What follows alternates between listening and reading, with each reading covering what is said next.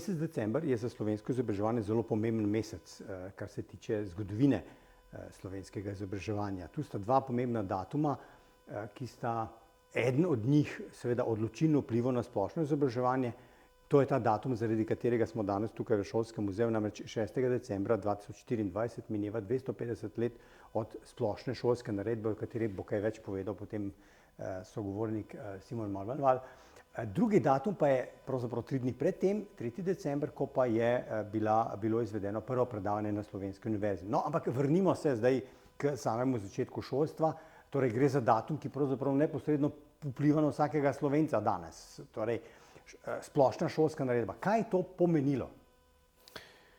Splošni šolski red, ki ga je sprejela vladarica Marija Terezija 6. decembra leta 1774, je šolski zakonik.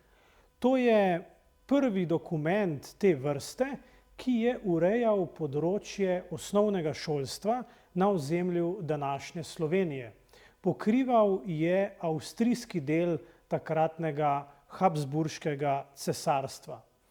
S splošnim šolskim redom je Marija Terezija predpisala, vsaj nominalno, vsaj uradno, naj osnovno izobraževanje obiskujejo, naj bodo tega izobraževanja deležni vsi otroci od 6. do 12. leta starosti, obeh spolov in ne glede na družbeni položaj ali ostale osebne okoliščine. To je velika novost v primerjavi s preteklimi desetletji in stoletji, ko je šolanje pomenilo bolj ali manj privilegij. Drugo, kar prinese ali kar začenja prinašati splošni šolski red, pa je, da država razglasi, da je šolstvo njena prvenstvena skrb. Do takrat je namreč za področje izobraževanja v veliki meri, v največji meri skrbela katoliška cerkev. Z izidom splošnega šolskega reda pa država izrazi namero, da je na področju šolstva ona glavni akter. To je tudi eden od razlogov, kako ravno preko šolstva država postaja od takrat naprej vedno bolj stvarno navzoča v življenju širšega prebivalstva, najširših slojev prebivalstva. Podobno se je dogajalo na področju vojske ali pa poštnih uradov, kasneje tudi sodstva. Se pravi, država ni nekaj oddaljenega, nekje na Dunaju ali v Gradcu ali v drugih večjih središčih, ampak postopno postaja navzoča v vsakdanjem življenju. Zakaj se je država lotila tega podviga?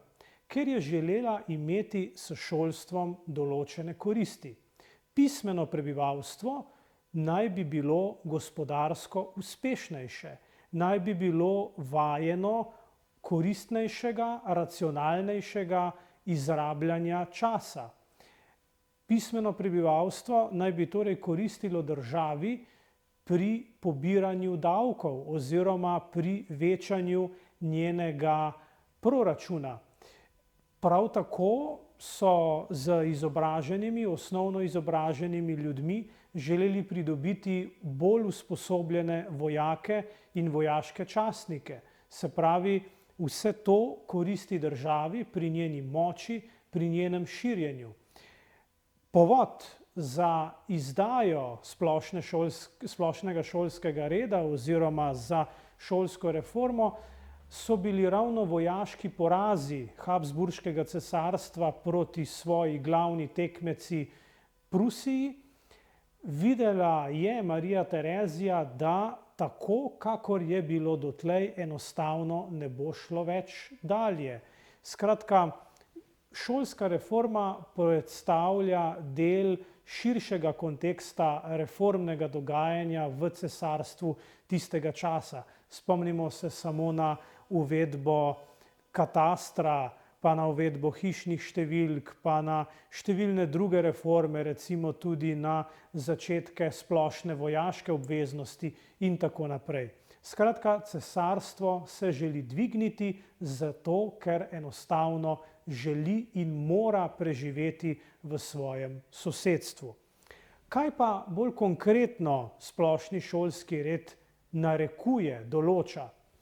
Določa osnovno šolstvo, ki je razdeljeno v nekako 3 vidike ali 3 različice. Najbolj preproste so tako imenovane trivialne ali podeželske šole, kjer učenci dobivajo najosnovnejši nabor znanja, se pravi branje, pisanje, računanje, osnove katoliškega nauka oziroma verouka. Nekoliko bolj razvita oblika osnovne šole so tako imenovane glavne šole.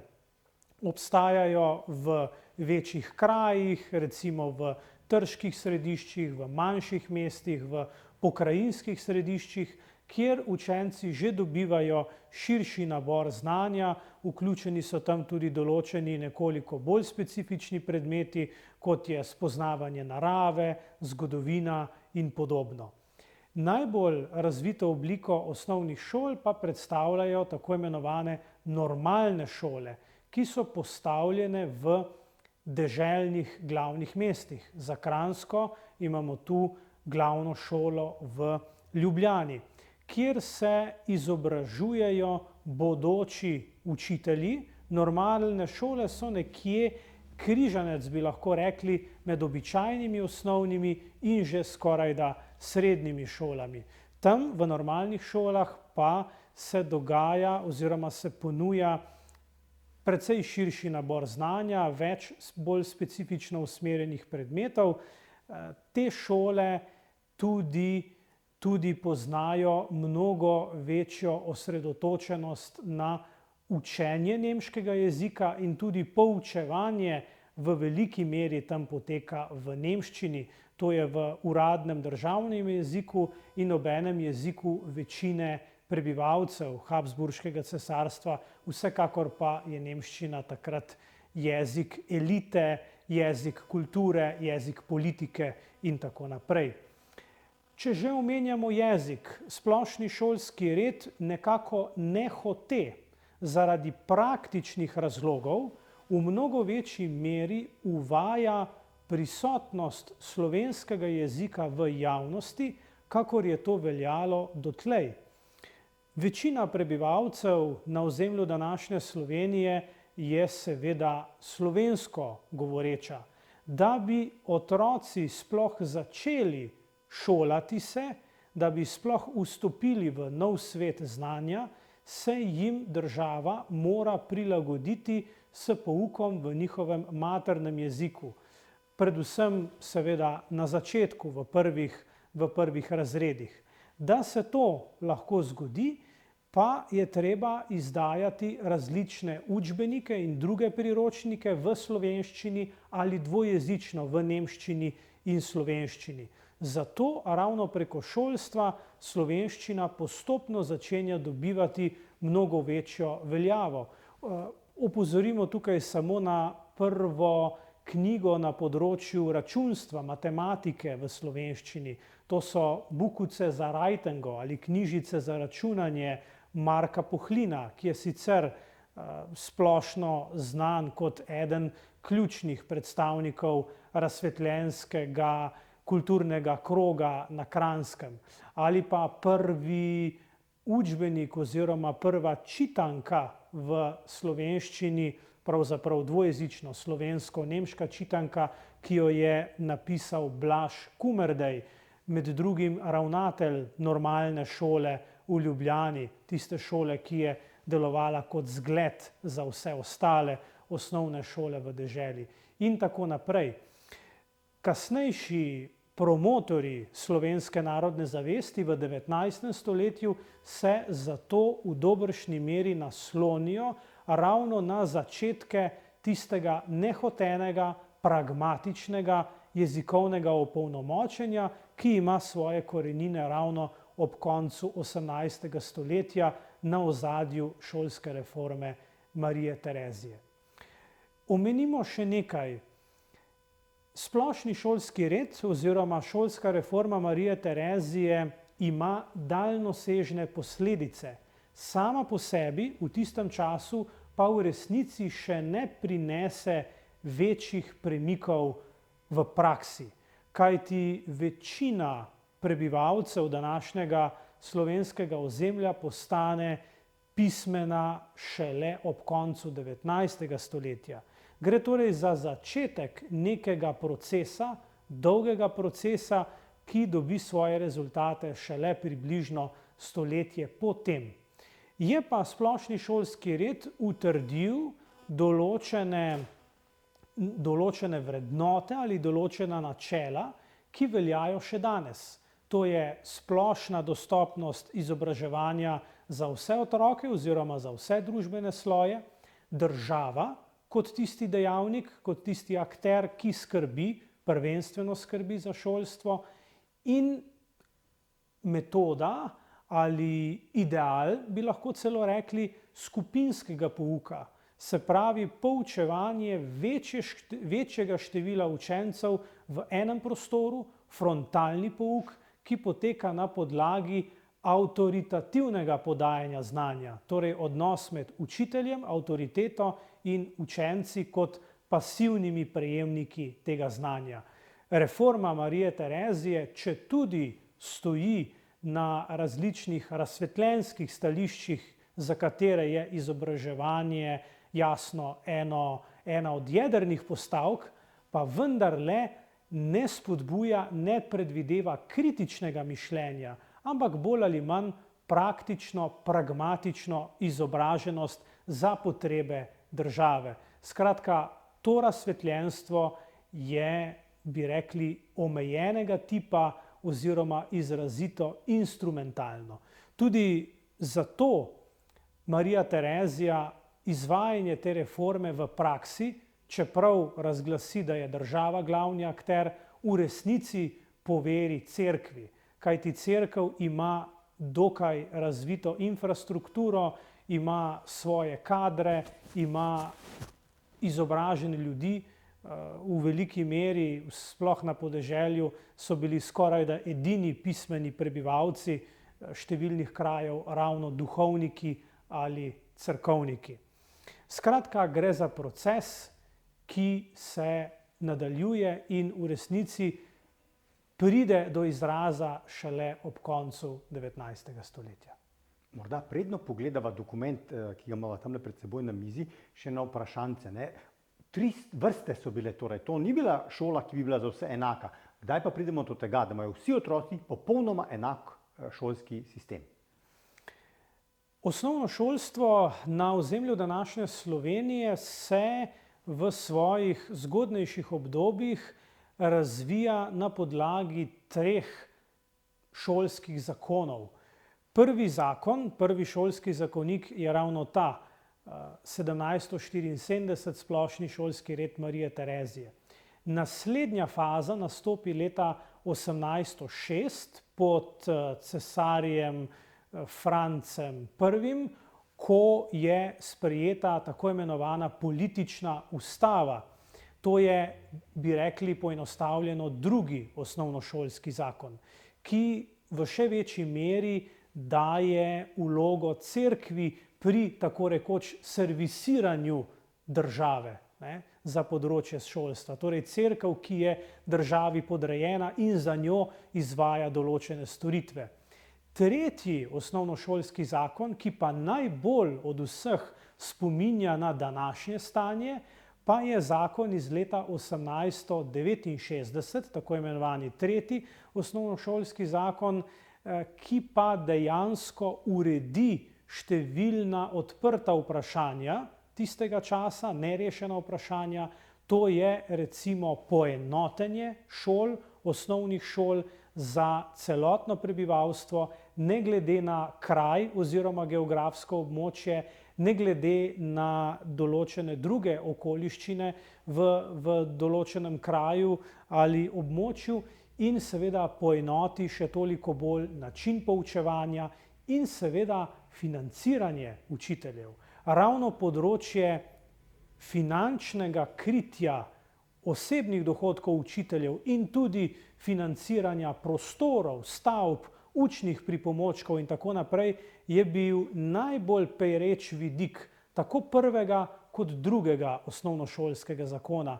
Dejansko šolstvo, osnovno šolstvo v polnosti zaživi v sklopu takrat že Avstro-Ogrske monarhije, leta 1869, pa potem v desetletjih, ki sledijo temu zakonu. Zato tudi ni naključje, tudi zaradi tega tretjega osnovnošolskega zakona, da večina prebivalstva postane pismena ravno ob koncu 19. stoletja. Seveda, to ni posledica samo zakonskega določila oziroma nekega ukaza države, ampak je tudi že to del čisto splošnih življenjskih okoliščin, življenjske nuje, gospodarskega in tehnološkega razvoja, ki poteka precej naglo, ravno v drugi polovici 19. stoletja. Recimo pojav železnice je tukaj en zelo velik dejavnik, ki hočeš nočeš spodbudi splošno prebivalstvo k temu, da postane pismeno, ker sicer enostavno ne more živeti, ne more trgovati, ne more opravljati vsakdanjih poslov, ne more potovati, ne more upravljati ali poslovati z državo, ne more urejati svojih dedovanskih zadev in tako naprej. Skratka, Marija Terezija tukaj stoji nekje na začetku procesov modernizacije, ki se potem razcvetijo, doživijo svoj vrhunec ob koncu 19. stoletja. Pred nama je dokument, ne? Torej gre za splošno naredbo. Je to prva različica? To je slovensko-nemška različica, ki je bila objavljena približno 3 leta po nemškem izvirniku. Nemški izvirnik 1774, nemško-slovenska različica oziroma prevod pa nekje 1777. Splošni šolski red sestavlja 24 členov, ki ureja področje osnovnega šolstva, med drugim uvede 3 vrste osnovnih šol, že prej omenjene, to je trivialne, glavne in normalne šole, postavi določena načela, določena vodila za učitelje. Recimo zanimivo je, da prepoveduje učiteljem opravljanje krčmarskega in godčevskega poklica poleg poučevanja. Nikakor pa ne prepoveduje učiteljem, da bi se poleg poučevanja ukvarjali še s kakšnim drugim poklicem, častnejšim, kakor se takrat to dojema. Zakaj tako? Zato, ker učitelji ne dobivajo redno plače za svoje delo.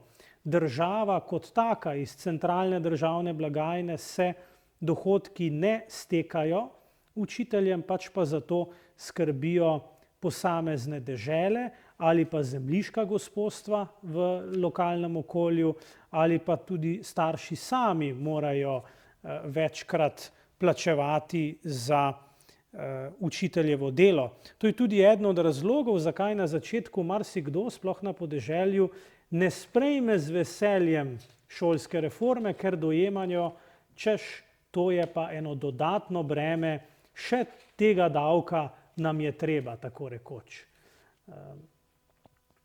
Kaj točno vas tole zdaj? To so različne priloge, seznami za ocenjevanje učencev.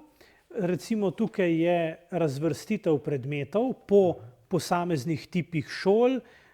Po dnevih vidim? Po dnevih tudi, seveda. Soboto je bil pouk? Seveda, soboto je bil pouk, ker sobota je še vedno delovni dan.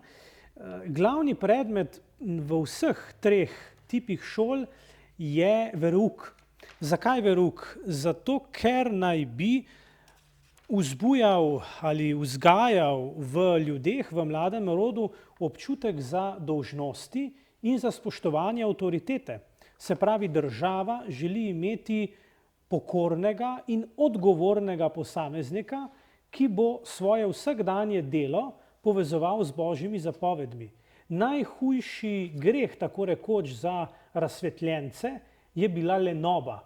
In če je bilo te nove razsvetljenske nazore mogoče povezati s tradicionalno katoliško etiko, še toliko bolje za državo. Marija Terezija je bila namreč zelo pragmatična vladarica. Recimo tukaj je zanimivo, ne, pri razvrstitvi ocen in preverjanj za posameznega učenca. Znanje kot celota se je ocenjevalo z eno oceno oziroma enim zaznamkom, brez razdelitve po posameznih predmetih. Enako, za enako težo, vzporedno pa se je ocenjevalo vedenje. Se pravi, šola v tistem času v enaki meri, vzporedno bi lahko rekli, želi ustvarjati osnovno razgledanega posameznika in obenem, ali pa še v večji meri, tistega, ki spoštuje avtoriteto, tistega, ki se zna vesti, ki je nekako zgled drugim ljudem in tako naprej. Pomemben element predstavljanja šolskega polja je seveda tudi razstava o šoli. In ravno o tem bo nekaj povedala Marjetka Palkovec-Debevec. Ena od kustosinj, namreč recimo nekako takole, v okviru 250-letnice imamo novo postavitev. Kakšen izziv je postavitev zgodovine šolstva, če vemo, da gre za dolgo dobo? Dobro, vemo, pri vas tudi ni dovolj prostora. Ja, to so res veliki izzivi in velika vprašanja. Ne gre samo za šolstvo kot organizirano obliko izobraževanja, pač pa tudi za vzgojo in izobraževanje skozi čas. In naša razstava v bistvu predstavlja rast Slovencev, rast kulturne zavesti in opismenjevanja Slovencev. Seveda je pri tem najpomembnejše nabiranje znanja in vsi ti pomembne osebnosti, ki so vplivali na razvoj šolstva, izobraževanja in tako naprej. Zato smo to poskušali predstaviti na naši stalni razstavi, ki je zamišljena kot ena dolga črna šolska tabla in nasproti nje dolga lesena klop. Ampak ta tabla ni navadna črna šolska tabla, pač pa je neka tabla čudes. Saj se v njej različni dokumenti skrivajo v zavratci, ki so zaprti notri, predstavljajo podrobnejšo zgodovino tako šolstva kot vzgoje skozi čas. Na eni strani imamo predstavljene tudi zelo pomembne osebnosti, ki so zaznamovali šolstvo tiste dobe, ki so vplivali na vsa ta pedagoška razmišljanja in na življenje naše kot tako. Kajti bistveno je, da se zavedamo, da nam je tako, recimo, šolski red Marije Terezije, kot razna druga šolska zakonodaja, pravzaprav spremenila življenje in vplivala na naš način življenja. A si sploh lahko predstavljamo, recimo, kako so otroci, ki so nekoč živeli samo doma na kmetiji, pomagali staršem pri gospodarstvu, nenadoma dobili možnost nekega drugega načina življenja, da so prišli v šolo in tam nabirali znanje. In je postopoma kmečko življenje postajalo samo nek spremljevalni del izobraževanja. S tem, da seveda moramo poudariti, da se je šola najprej še zelo prilagajala na kmečkemu načinu življenja ljudi in šele postopoma je prišlo do tega, da se pravzaprav mi sedaj prilagajamo šolskemu urniku. Naše počitnice so prilagojene šolskemu urniku in tako naprej. Je pa res zgodovina izobraževanja tako bogata in tako raznolika, da je težko strniti na eni sami razstavni postavitvi, vendar pa ponuja še veliko možnosti interpretacije.